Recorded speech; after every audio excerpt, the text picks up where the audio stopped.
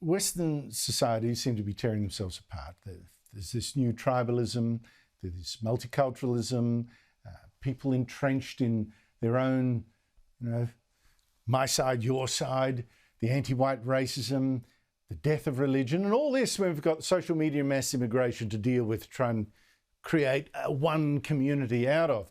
Well, in Britain, public order now seems so fragile. I mean, 10 years ago, I was absolutely shocked when there were 6 days of violent riots in London and in Britain's poorest cities. 6 days over a police shooting. More than 3,000 people arrested. I was struck by how many of those arrested, by the way, were from broken homes, as I wrote at the time. Well, overnight, more riots, this time in Bristol. A protest supposedly about the freedom to protest during the pandemic turned into a riot against police. Protesters, many wearing masks, some with placards saying "kill the bill" and "say no to UK police state." They attacked a police station. They burned police vehicles. They left 2 officers with broken bones. Joining me from London is Brendan O'Neill, editor of the online magazine Spiked. Brendan, how do you read this riot? It's really shocking, actually. And, the left in this country is almost monumentally stupid because they have spent the past year cheering on the most severe lockdown measures. Their only criticism of Boris Johnson's government is that he didn't lock down soon enough and hard enough. They've been calling people COVIDiots if they went outside to the beach or the park or anything else. And now they're shocked to discover that Britain has become a bit of an authoritarian state. Well, I'm sorry, you can't spend a year rallying for a police state and then express surprise when we actually become a police state. So the stupidity and hypocrisy are off the scale in relation to this protest in Bristol. And also, it's very self-destructive. The government's new law on protest is a dangerous law. There's no question about that. There's a real coalition of disgruntled Tories, soft left, hard left. Lots of people are against this law. This riot is going to rip apart that solidarity and make people more uncertain about whether the law should go through. So it's self-destructive, it's ridiculous, and I think the left has lost the plot. Yeah, but I don't even think they care. I mean, it really is anti-state kind of thing. I mean, the violence for me totally overwhelms the supposed point of the protest, which was against too much police power. I think most people are wanting more police power after that, but against these people anyway. But the police power now in Britain is already so frightening, Brendan. I think you're much worse than we are. Gillian Triggs, when she was our Human Rights Commissioner, she at least only had a dream. She said a couple of years ago, sad that she didn't have the power to punish Australians for speaking what she called hate speech, even in their own homes. Here she is. Sadly, you can say what you like around the kitchen table at home.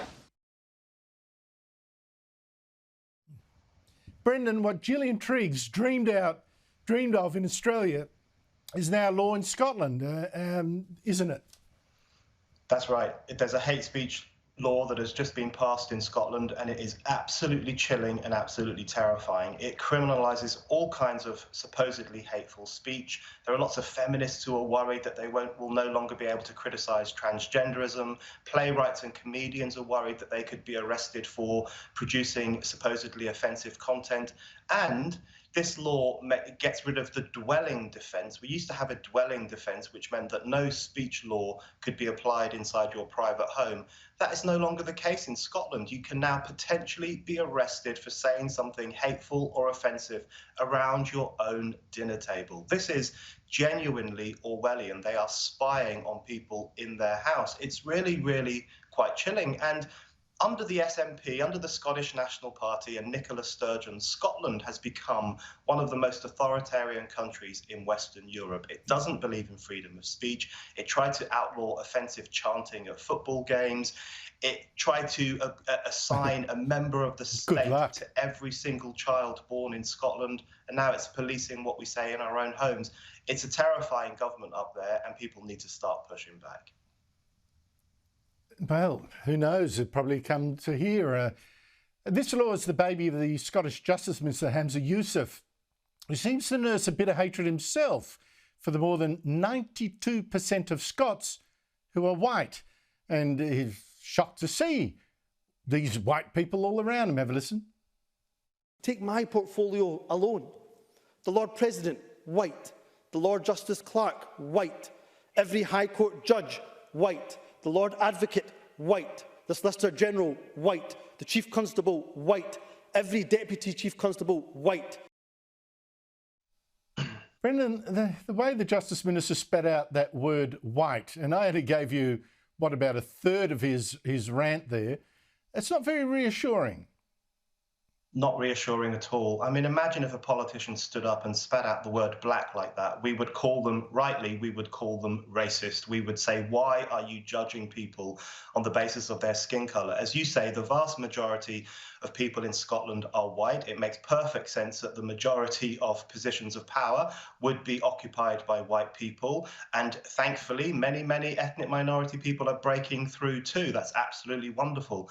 But this contempt that the identitarians have for whiteness, you know, whiteness is now seen as the original sin. If you're born white, you're a bad person. If you're a white man, you're a really bad person. You have to spend your whole life apparently trying to wash away your sin, check in your privilege, flagellating for all the privilege you supposedly enjoy.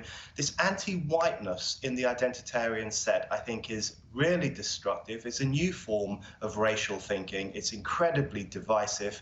And Hamza Youssef should really get his own house in order, because he's one of the guys who was really behind this authoritarian bill we've been talking about. He's the one having a destructive impact on Scotland at the moment, and not the list of people that he's been reading out.